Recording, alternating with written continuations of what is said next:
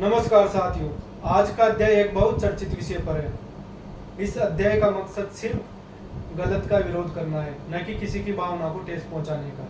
यह अध्याय वर्तमान स्थितियों को बयां करता है। यदि मैंने सच लिखने का प्रयास किया तो फीडबैक जरूर देना। अध्याय की शुरुआत करने से पहले इस पावन स्वतंत्रता दिवस के इस पावन पर्व पर उन वीरों के चरणों में नमन जिनकी वजह से भारत माँ ने अपना सिर गर्व से ऊंचा किया था। अध्याय की शुरुआत करता हूं। अध्याय का नाम है भगवान का बलात्कार। सूरज चंदा धरती अंबर भी रोएगा, सूरज चंदा धरती अंबर भी रोएगा, जब क्रोध कलम का ज्वाला बन के आएगा, जब क्रोध कलम का ज्वाला बन के आएगा। राख होगा मानो तेरा, राख होगा मानो तेरा ये माटी का जीवन भी, जब क्रोधित कवि ज्वाला बन के गाएगा, जब क्रोधित कवि ज्वाला बन के गाएगा। जो तेरे बेहतर जीवन के खातिर, जो तेरे बेहतर जीवन के खातिर दिन रात अपनी नींदों को टाटा कहता है। कई वर्षों तक घर वालों से दिवाली अकेले मनाने को कहता है, कई वर्षों तक घर वालों से दिवाली अकेले मनाने को कहता है। वो लुटा देता है सारी खुशियां मिट्टी के उन पुतलों पर, वो लुटा देता है सारी खुशियां मिट्टी के उन पुतलों पर। वो इसलिए कि मानव जब उस इंसान को भगवान कहता है।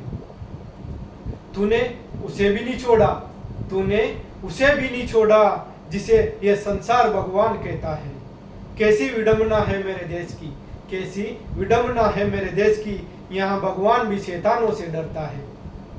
हिंदुस्तान में अब अमृत काल आया है, हिंदुस्तान में अब अमृत काल आया है, जबकि वर्तमान पर तो भूतों का साया है। अमृत काल तो संसद में बैठे उन शरीफों का अधिकार है, अमृत काल तो संसद में बैठे उन शरीफों का अधिकार है। धिक्कार है ऐसे काल पर, धिक्कार है ऐसे काल पर, जहां भगवान भी मंदिर में बेबस और नंगा पाया है।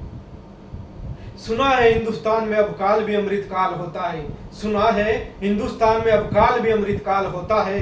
नहीं जी, यहाँ शैतानों की वासना और भूतों का काल होता है, यहाँ शैतानों की वासना और भूतों का काल होता है। जनाब क्या क्या नहीं होता इस देश में, जनाब क्या क्या नहीं होता इस देश में। यहाँ जिसे लोग भगवान कहते हैं, यहाँ जिसे लोग भगवान कहते हैं, उसका भी बलात्कार होता है।